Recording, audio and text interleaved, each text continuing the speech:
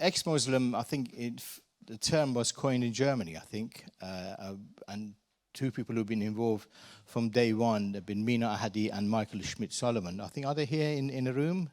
Are we here? Okay, very good. You've sitting right here, thank you. I think it's a great discussion about the inception of the ex-Muslim, which spread very quickly after you discussed and started it. So can we welcome you both to stage, please?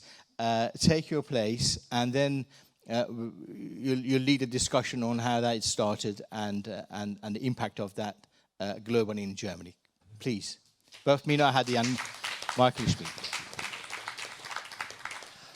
Ladies and gentlemen, 15 years ago, the Central Council of Ex-Muslims was founded here in Cologne. It was the first organization especially for ex-Muslims worldwide. In 2017, we celebrated the 10th anniversary of the ex-Muslim movement, also here in Cologne, and we produced a short video documentary about the development of this ex-Muslim movement. We want to show you now the English version of this documentary so that most of you can understand it. After that, I will have a talk with Mina, the founder and spokesperson of the Council of Ex-Muslims here in Germany. We will have this talk in German, and I will try to translate it into English. I really don't know if this will work, but I will try it and do my best. So let's start. This is the documentary from 2017.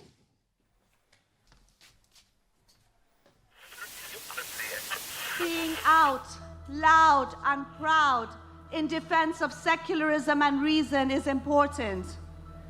If only to say, we exist.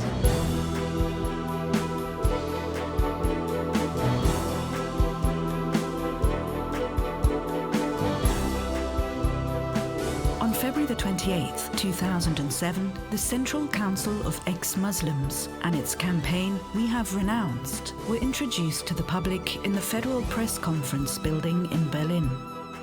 This was followed a few weeks later by the founding of the Council of Ex-Muslims in the UK. It was the beginning of an international movement that has changed the world and will continue to change it.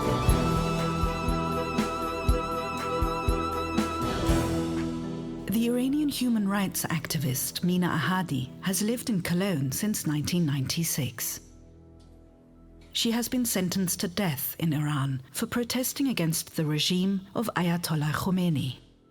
Als Khomeini hat gesagt, entweder Kopftuch oder schlagen wir euch. Wir haben gesagt, wir möchten gar keine Kopftuch und wir möchten keine islamischen Gesetze.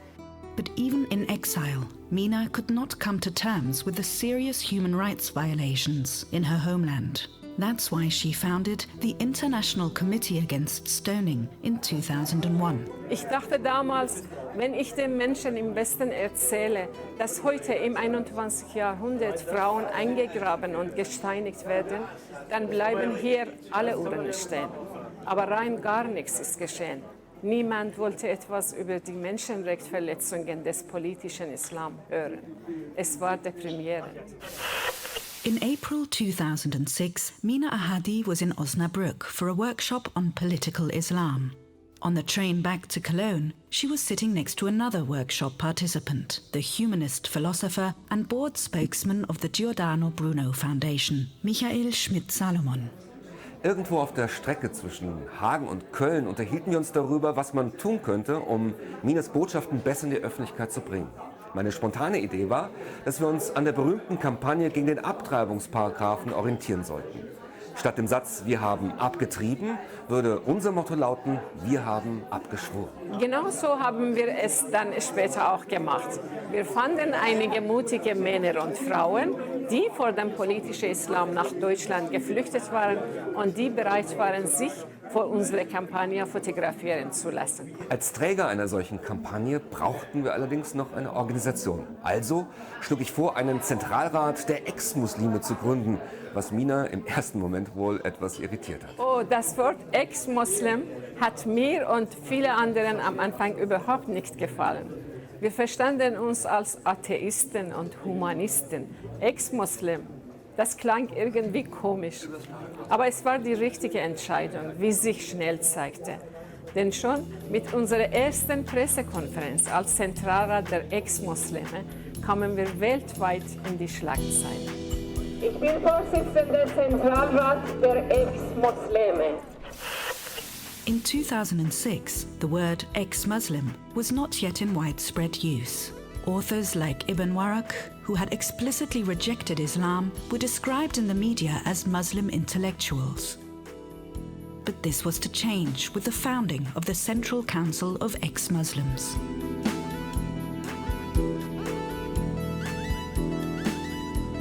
If you Google the term ex-Muslim today, you get millions of hits. And Wikipedia in English lists no fewer than 16 organizations that have arisen around the world following the example of the German Central Council of Ex-Muslims. A crucial part of this international success was due to the chair of the Council of Ex-Muslims of Britain, Maryam Namazi, who did not hesitate to engage in provocative campaigns if necessary. This was evident in the nude protest of the ex-Muslims at the London Pride demo, which outraged some British Islamists. A group in the UK calling itself the Ex-Muslim Council has been stirring controversy. In 2016, Maryam got to the heart of the ex-Islam issue in a widely acclaimed speech in Washington. For many of us, the fight for secularism is a matter of life and death. It's not Western, it's not Eastern, it's universal. That is our message today, from Washington, D.C., to Tehran, to Riyadh, to Dhaka, to Kabul, to Baghdad. We want secularism, and we want it now. Thank you. Washington, where Maryam Namazi spoke, is now home to the headquarters of the Ex-Muslims of North America. Founded in 2013, the organization already has 18 branches, from Austin, Texas, to Toronto in Canada. One of the leading figures of the ex-Muslims of North America is Pakistan-born human rights activist Sarah Haider. I'm an atheist and I'm a humanist, I'm a freethinker. I call myself all those things. I think they mean different things to me and I ascribe those labels to myself. I left religion around the age of 16. I met my first ex-Muslim at the age of 21, 22. And then we decided that it'd be good to start an organization where other people can see the benefits of meeting people like them and having that support. And so we started the Ex-Muslims of North America. 5 years before the Ex-Muslims of North America was founded, Mina Ahadi and Maryam Namazi took part in a large international meeting of ex-Muslims.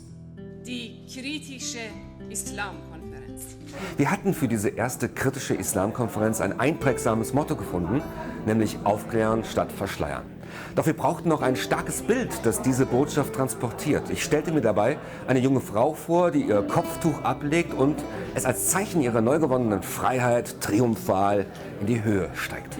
Als ich das Foto sah, wusste ich sofort, das ist es.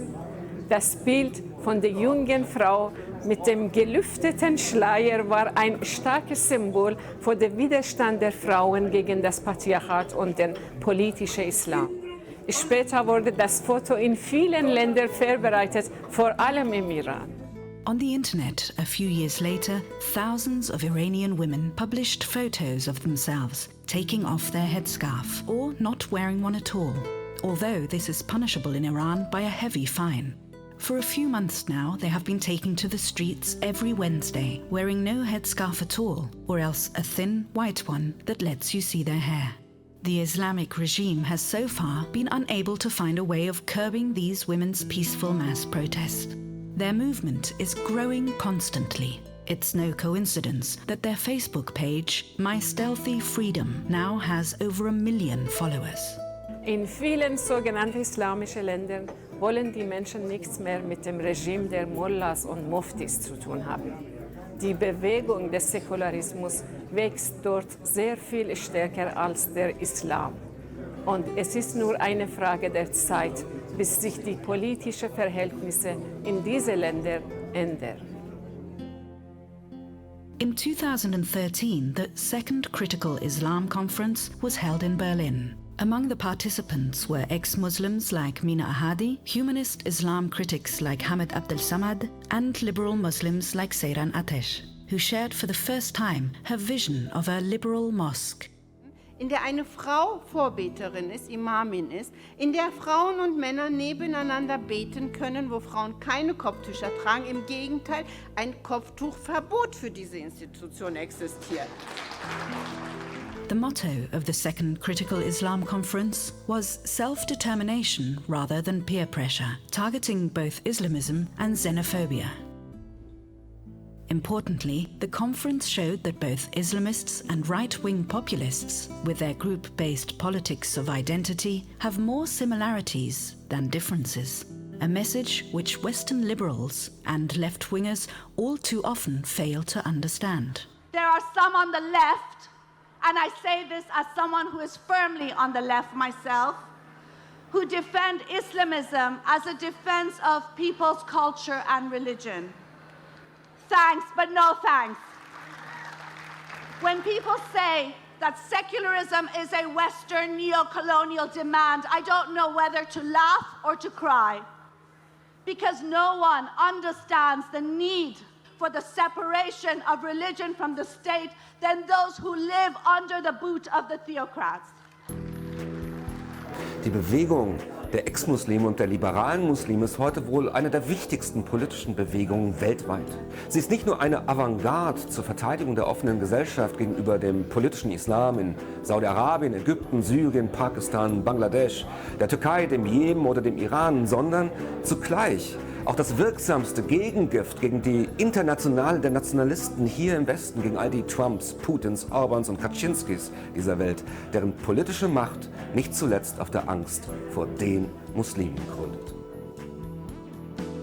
Their campaign for the principles of the open society, for freedom, equality, individuality and secularity is important. But many ex-Muslims and liberal Muslims have paid a high price for their commitment, like Raif Badawi, who was sentenced in Saudi Arabia to 10 years in prison and 1,000 lashes, or the Iranian rock star Shahin Najafi, who had a $100,000 bounty put on his head after he was accused of blasphemy. Many critics of political Islam living in Germany are or have been under police protection, like Mina Ahadi after the founding of the Central Council of Ex-Muslims, like Hamid Abdel Samad after his publications on Islamic fascism, or like Seyran Atesh after she turned her vision of a liberal mosque into reality. This struggle is not a detail in history. It is exactly what draws the boundary between civilization and barbarism.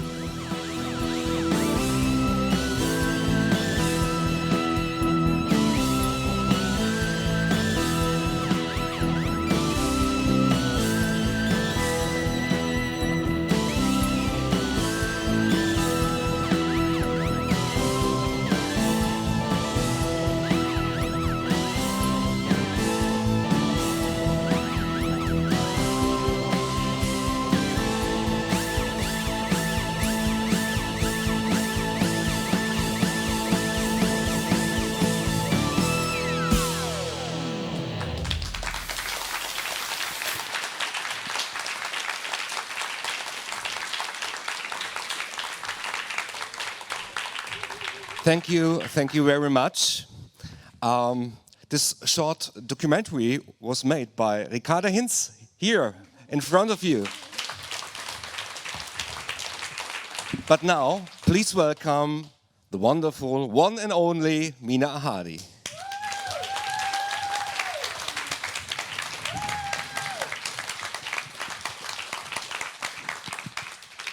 So we have three questions to answer.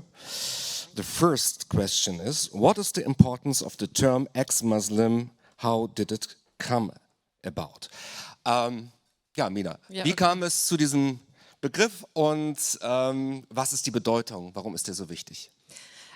Zuerst, ich bedanke mich sehr viel und schon seit gestern, ich höre eine Diskussion. Ich hätte gerne kurz etwas erklären. Also ich komme aus dem Iran und als Kind habe ich schon erlebt, wenn Islam als eine Religion oder Tradition in unser Leben also immer sich einmischt, welche Wirkung hat zum Beispiel in mein Leben als eine kleine Mädchen. Möchtest du jetzt übersetzen? She thanks you a lot for all of your engagement and for this event. And she wants to add something. She is from Iran and she says this political movement, this political Islam, touched her as a child. It's an essential part of her life. Also damals, es gab keine islamische Regime, aber also zu Hause, ich musste schon beten. Und ein Punkt für mich ist sehr, sehr wichtig. Als Kind habe ich mich verabschiedet von meinem Körper, weil alles war eine Sünde. As she was a child, there was no Islamic regime in Iran, but Islam was very important for the family, and she had her body was sin, and this was the ideology she had to grow under this ideology. Ich denke, das ist sehr, sehr wichtig, wenn wir über Islam reden. Aber nachher, das war mein Schicksal. Es gab ein islamisches Regime im Iran und alles war Gesetz. Also ich habe als Kind Kopftuch getragen. Nachher, wir mussten Kopftuch tragen, sonst haben wir mit Polizei zu tun gehabt. First, she was forced by family to wear the headscarf, but then it was the regime that was really dangerous not to wear the hijab. Ich habe gekämpft gegen Gesetze und islamische Regime und 1990 bin ich gelandet in Europa. She fought against the regime and 1919 she came to Europe. In Deutschland 1996, wir waren vorher alle Ausländer, auf einmal, wir wurden 4 Millionen Moslems. Suddenly, all people from these countries were labeled as Muslims. This was the change. Ich habe das nicht in Ordnung gefunden. Ich habe ein Interview gehabt über Steinigung mit WDR und dann zu Hause habe ich gesehen, hat geschrieben, Mina Ahadi, muslimische Frau. She had an interview with WDR about stoning, and after she was at home, she read Mina Ahadi, a Muslim woman. Und dann, es gab diese Karikaturgeschichte in Dänemark und ein Interview habe ich gesehen in deutschen Medien mit einem Moslems oder von Islamisten, hat gesagt, Milliarden Menschen sind beleidigt von dieser Karikatur. Ich habe meine Mama angerufen im Iran, sie war 75 damals, und habe ich gesagt, Mama, bist du beleidigt? Hat gesagt, nein, also im Iran ist immer so etwas unterwegs. Ich habe angerufen, diese Fernsehen, habe ich gesagt, machen Sie -3. Ich, mein Mann und meine Mutter, wir sind nicht beleidigt.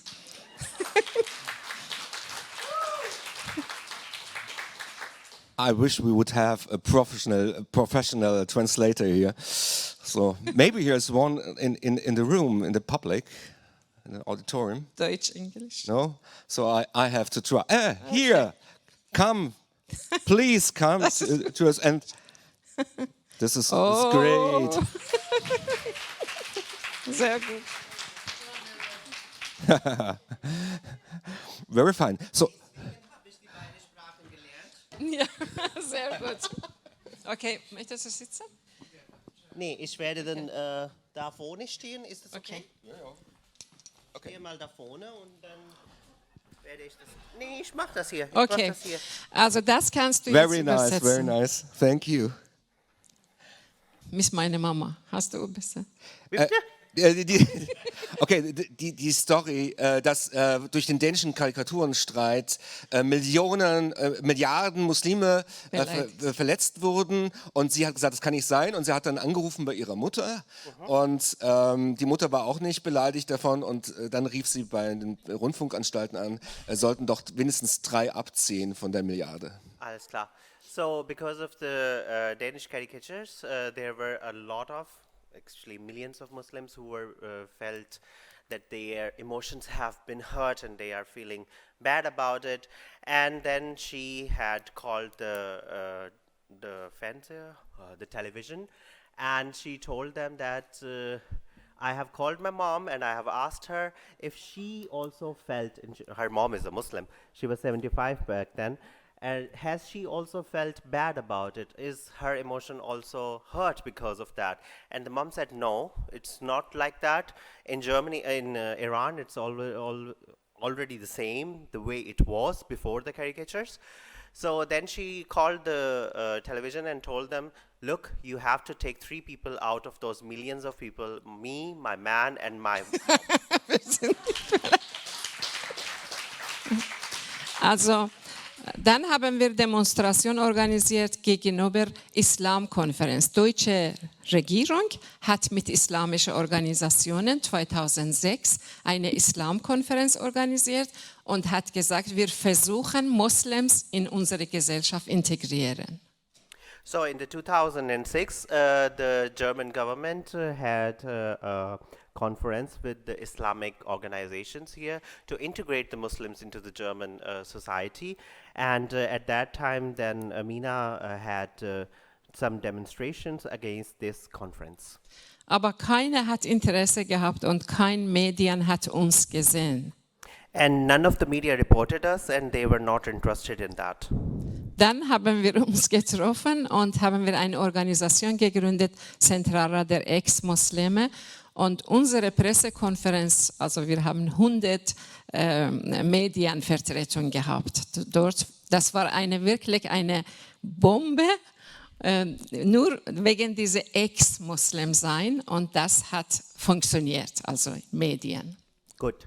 So then Mina met with Michael and then they decided to organize the Zentralrat der Ex-Muslime, which is the same organization like you have the councils of the ex-Muslim in Britain. And after that, they had this thing that they are ex-Muslims. That attracted a lot of attention. Okay, so now we have a central council of the ex-Muslims and a lot of media people then were interested, hundreds of them. Vielleicht kann ich dazu noch sagen, dass selbst bei der offiziellen Gründung, am Tag der Gründung des Vereins, wir noch die Debatten darüber hatten, wie dieser Verein heißen soll. Es gab verschiedene Vorschläge, Verein gegen politischen Islam oder Verein der Atheisten und Humanisten aus Ländern unter muslimischer Herrschaftskontrolle.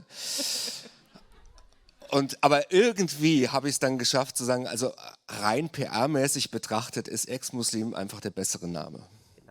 And on the same day of the founding this organization, there were a lot of discussion going on. How are we going to name the organization? So there were different names. Okay, this will be the Council of the Muslims living under the tyranny of the Islamic countries. It would be the council of people who have come together as atheists, and they are the humanists and they are the free thinkers.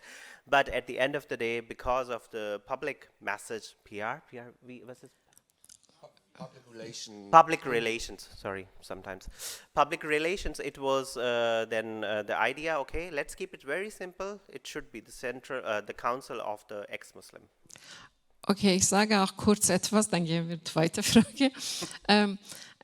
Also für mich hat bedeutet Moslem sein, das ist schon so wie eine schwarze Tuch über mein Gefühl, mein Existenz, mein Schönsein, mein Dasein. Und wenn ich angefangen habe, Leben, dann habe ich Auseinandersetzungen gehabt mit Koran. Ich war 14, 15 Jahre alt.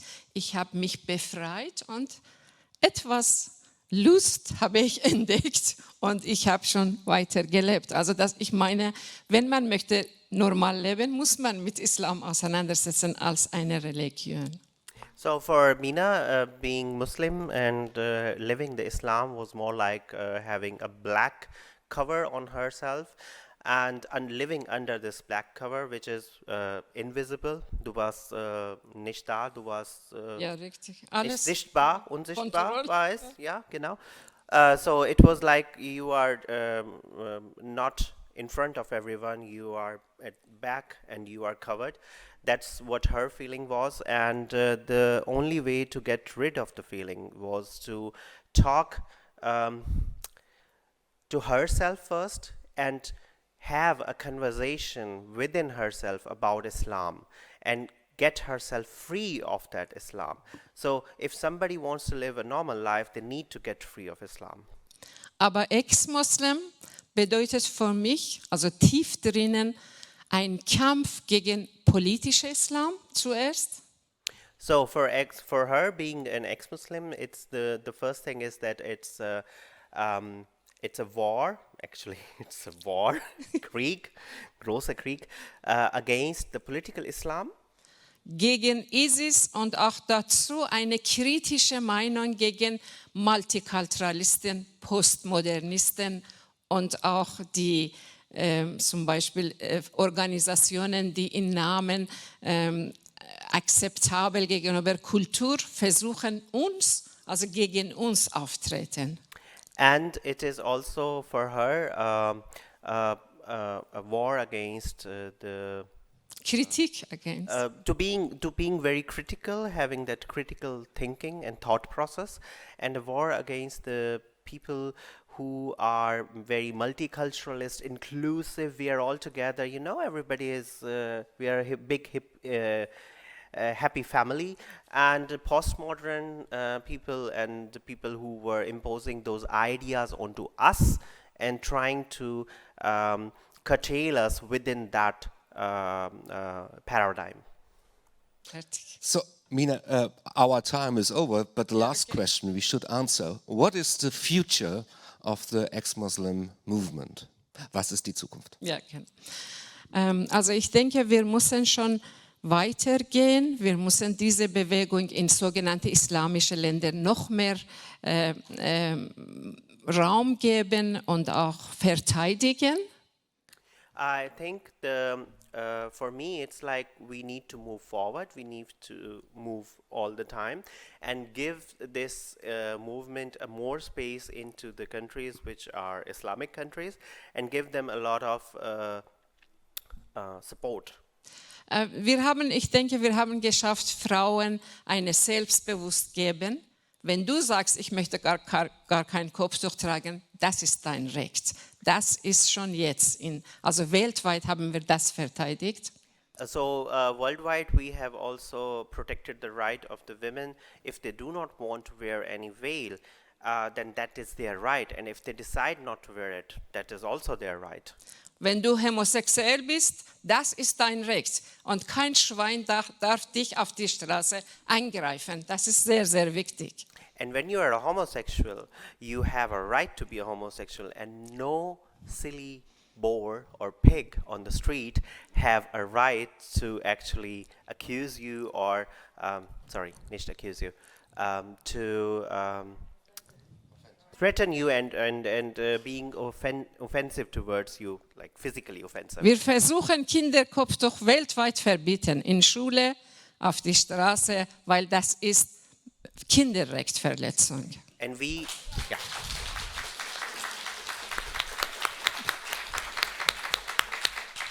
And we are also trying to take away the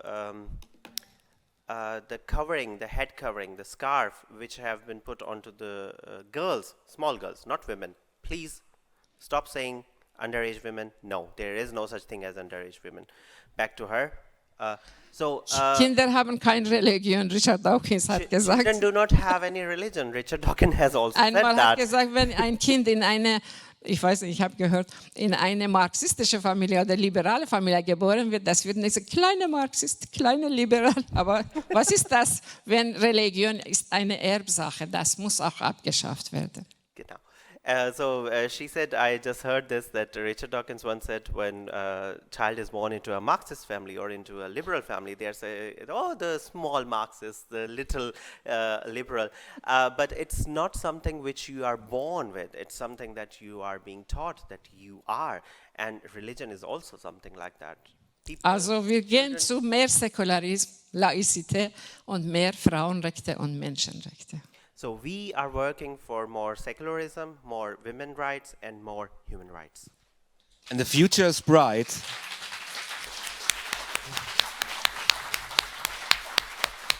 The future of this movement is bright. And as Mariam said yesterday, I think that's the golden words of this conference. They can cut the flowers, but they cannot avoid the spring. And our time is to come. Okay.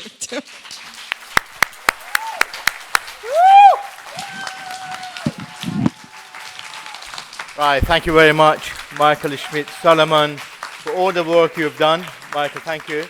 And thank you, Mina. And thank you for the brilliant translation.